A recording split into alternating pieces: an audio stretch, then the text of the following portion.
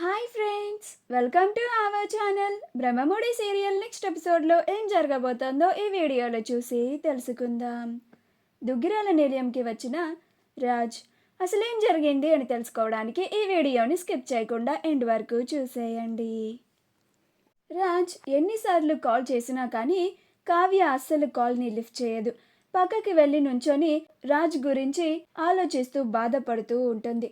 అప్పుడే అపర్ణ, స్వప్న, అప్పు, కళ్యాణ్లు నలుగురు వచ్చి ఇదేంటి ఫోన్ ఇన్నిసార్లు రింగ్ అవుతోంది అని వచ్చి చూస్తారు.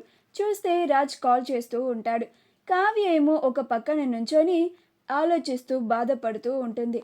అప్పుడు అపర్ణ, వాడు ఫోన్ చేస్తున్నాడే, ఎందుకని లిఫ్ట్ చేసి మాట్లాడడం లేదు అని అంటుంది. అప్పుడు కావ్య, నేను ఆయనతో ఇంకా మాట్లాడనత్తయ్య అని అంటుంది. అప్పుడు అపర్ణ, అదేంటి కావ్య అలా మాట్లాడుతున్నావేంటి, వాడితో నువ్వింకా మాట్లాడవా అని అంటుంది. అప్పుడు కావ్య, అవునత్తయ్య, నేను ఇప్పటి వరకు ఆయనతో మాట్లాడి ఆయన ప్రాణాల మీదకి తీసుకొచ్చింది చాలు. ఇక మీదట నేను ఆయనతో మాట్లాడి ఆయన ప్రాణాలకి ప్రమాదం తీసుకురావాలని అస్సలు కోరుకోవడం లేదు అని అంటుంది. అప్పుడు అప్పు, అక్క, ఇది నువ్వు కావాలని చేయలేదు కదా, మనం బావకి గతం గుర్తు చేయాలి అని ఒక మంచి కార్యక్రమం మీదే ఇలా చేశాం కదా అని అంటుంది.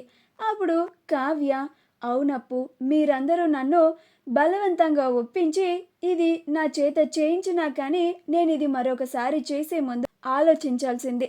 నేను మీరు చెప్తున్నారు కదా అని మీ అందరి మాటలు విని ప్లాన్ ప్రకారం ఆయన్ని రిసార్ట్కి తీసుకొని వచ్చి ఆయనకి గతం గుర్తు వచ్చేలాగా చేశాము.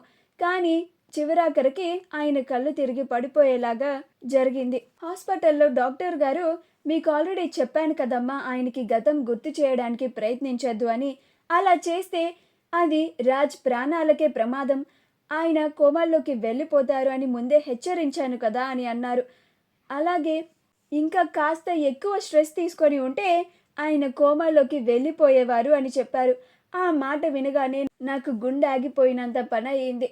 ఆయన ప్రాణాలకి ప్రమాదం అని తెలిసినాక కూడా ఇక నుంచి నేను ఆయనతో మాట్లాడాలి అని అనుకోవడం లేదు. అందుకే ఇలాగా ఆయన ఎన్నిసార్లు కాల్ చేసినా కానీ నేను లిఫ్ట్ చేసి మాట్లాడడం లేదు అని అంటుంది. అప్పుడు అపర్ణ, అంటే రాజ్ని ఇంకా యామినికి అప్పచెప్పేద్దామని అనుకుంటున్నావా కావ్య అని అంటుంది. అప్పుడు కావ్య, ఆయన్ని నేను యామినికి అప్పచెప్పేద్దామని అనుకోవడం లేదత్తయ్య అని అంటుంది. అప్పుడు అపర్ణ, మరి నువ్వు చేసేది, నువ్వు మాతో ఇప్పుడు చెప్తుంది అలానే ఉంది కావ్య, నువ్వు పూర్తిగా వాడితో మాట్లాడడం ఆపేస్తే కొన్ని రోజులకి వాడికి ఎలాగో గతం గుర్తులేదు కాబట్టి నిన్ను మర్చిపోవచ్చేమో. అప్పుడు ఆ యామిని ఈ సమయంలో వాడికి మరింత దగ్గర అవ్వాలి అని బాగా ప్రయత్నిస్తూ ఉంది. పైగా గుడిలో మన ముందే కదా ఆ యామిని చెప్పింది అతి త్వరలోనే రాజ్ని తాను పెళ్లి చేసుకుంటోంది అని. ఇంకా వాళ్ళిద్దరూ పెళ్లి చేసుకుంటే ఇక రాజు మనకి దక్కడు కావ్య అని అంటుంది. అప్పుడు కావ్య, దేవుడు నాకు అన్యాయం చెయ్యడు అని నమ్ముతున్నానత్తయ్య, ఆ యామిని ఎంత ప్రయత్నించినా కానీ ఆయన్ని పెళ్లి చేసుకోలేదు కూడా అని అంటుంది. అప్పుడు అపర్ణ, ఇంత నమ్ముతున్నావు కదా, మరి నువ్వు గతం గుర్తు చేయాలని ఒక ప్రయత్నం విఫలమైందని ఇలా వాడితో మాట్లాడడం ఆపేస్తావా కావ్య, ఇది ఏమాత్రం న్యాయంగా ఉంది అని అంటుంది. అప్పుడు కావ్య, లేదత్తయ్య, ఇంకోసారి ఆయనతో మాట్లాడి ఆయనకి గతం గుర్తు చేయాలని నాకు అస్సలు అనిపించడం లేదు. అది ఆయన ప్రాణాలకే ప్రమాదం అత్తయ్య. ఇది తెలిసి కూడా నేను మరోసారి తప్పు చేయాలి అని అనుకోవడం లేదు. ఇది నా మనసుకి ఎంత బాధాకరంగా ఉన్నా కానీ నేను ఇదే చేయాలి అని అనుకుంటున్నాను అని అంటుంది. అప్పుడు అపర్ణ, మరి వాడికి ఎప్పుడు గతం గుర్తుకు వస్తుంది, నా బిడ్డ నా దగ్గరికి ఎప్పుడు వస్తాడు కావ్య, ఈ తల్లి మనసు అర్థం చేసుకో కావ్య అని అంటుంది. అప్పుడు కావ్య, ఇప్పుడు నా చేతుల్లో కూడా ఏమీ లేదు అత్తయ్య, ఆయనకి ఆయన అంతటా ఆయనే గతం గుర్తు తెచ్చుకొని ఈ ఇంటికి వస్తే తప్ప ఇక మనం ఏమీ చేయలేము అని అంటుంది. ఆ మాట వినగానే అపర్ణ ఆశ్చర్యపోయి కన్నీళ్లు పెట్టుకుంటూ ఉంటుంది. అప్పుడు స్వప్న, అప్పులు ఇద్దరు అపర్ణని ఓదారుస్తూ ఉంటారు. అప్పుడు స్వప్న, కావ్య, ఎందుకే ఇలా మాట్లాడుతున్నావు నువ్వు అని అంటుంది. అప్పుడు కావ్య, మీరు ఎన్ని చెప్పినా నన్ను ఎంత తిట్టినా కానీ, ఆఖరికి నన్ను కొట్టినా కానీ నేను మౌనంగా ఉంటానే తప్ప ఆయనతో అస్సలు మాట్లాడను అని అంటుంది. అప్పుడు అపర్ణ ఎక్కడ దొరికిందే మనకి ఈ మొండిది అని అంటుంది. అప్పుడు కావ్య, అత్తయ్య ఆయన క్షేమంగా ఉండాలనే కదా నేను ఇలా చేస్తున్నాను. మీకు ఎందుకని ఇది అర్థం కావడం లేదు అని అంటుంది.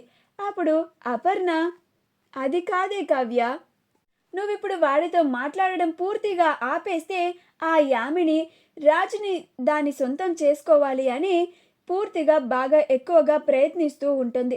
వాడిని పెళ్లి చేసేసుకుంటే ఆ తర్వాత మనం ఎంత ప్రయత్నించినా కానీ అది విఫలమే అవుతుంది కావ్య. నీకు ఇది ఎందుకని అర్థం కావడం లేదు అని అంటుంది. అప్పుడు కావ్య, అర్థమవుతుంది అత్తయ్య, కానీ ఏం చేయాలన్నా కానీ అది ఆయన ప్రాణానికి ముప్పు తీసుకొస్తుంది కదా అని అంటుంది. అప్పుడు కళ్యాణ్, వదిన చెప్తుంది కూడా నిజమే కదా పెద్దమ్మ అని అంటాడు. అప్పుడు అపర్ణ, ఏంట్రా కళ్యాణ్, నువ్వు కూడా మీ వదినకి వత్తాసు పలుకుతున్నావు, మీ అన్నయ్య ఇంటికి రావడం నీకు ఇష్టం లేదా అని అంటుంది. అప్పుడు కళ్యాణ్, అయ్యో పెద్దమ్మ, నువ్వు నన్ను అపార్థం చేసుకుంటున్నావు. అన్నయ్య ఇంటికి రావాలనే కదా నేను కూడా కోరుకుంది. అందుకే కదా మనం అందరం రిసార్ట్కి వెళ్ళి అంత ప్లాన్ చేసి అన్నయ్యకి గతం గుర్తుకు రావాలి అని అంతా చేసింది అని అంటాడు. అప్పుడు అపర్ణ, మరి నా కొడుకుని ఆ యామినికి అప్పచెప్పేస్తానంటే ఎలాగా అని అంటుంది. అప్పుడు కళ్యాణ్, ఆ యామిని అన్నయ్యని పెళ్లి చేసుకోకుండా మనం ఖచ్చితంగా ఆపి తీరుదాం పెద్దమ్మ.